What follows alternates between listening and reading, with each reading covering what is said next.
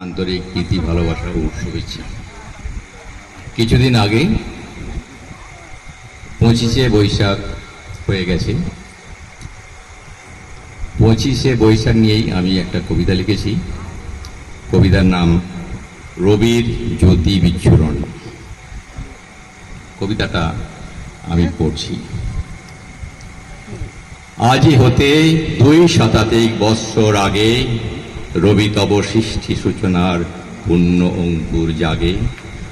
অবশেষে হয়েছিল এক অমূল্য আবির্ভাব, ভেসেছিল তব সৃষ্টি জ্যোতির কিরণ প্রভাব। সেই স্রোত প্রবহমান আজও মানব সাগরে। জানি না, তবে শুনি তোমারে জমিদার বলে, আর আত্মীয় স্বজনদের মৃত্যু মিছিলের কোলে কাঁদে তব কলমের হৃদয়ের বাণী দিবানিশি। হয় নিশ্চিত তব সৃষ্টি ধারা ব্যথিত হৃদয়ের বিশি। গ্রন্থিত হয় তোমার অমর সৃষ্টি বিশ্ব মাঝারে। তোমার সঙ্গীতে কবিতা কাব্যে সৃষ্টি মাঝে অহরহ সব হারানোর করুণ সুরি যে বাজে। তুমি মহাসৃষ্টিকারী মেধাবী নানা তীক্ষ্ণ ধারে। বিশ্ববরেণ্য তুমি রবীন্দ্রনাথ সৃষ্টির আধারে। তুমি দুনিয়ার মানব জনসাগরে বিশ্বকবি। তব সৃষ্ট নাচে গানে কবিতা কাব্যের মহামানে ভরিয়েছ পবিত্র শুদ্ধ মুগ্ধতার সর্ব হৃদয় প্রাণে।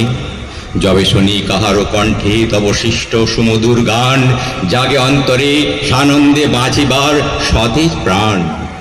ভাসে মননে তোমার মধুর সৃষ্টির সকল ছবি। 25শে বৈশাখ তব জীবনের মহাবির্ভাব, রেখেছে বিশ্বে তোমার সৃষ্টি সুধার প্রভাব। 22শে শ্রাবণ হলেও তোমার মহাপ্রস্থান, তোমার মহা সৃষ্টি সম্ভার কখনো হবে না ম্লান। তব সৃষ্টির মাঝেই তুমি চিরভাস্বর রবে।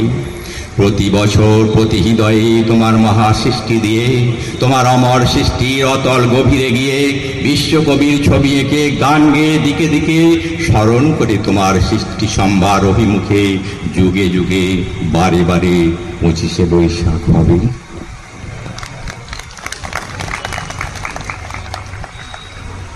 হ্যালো।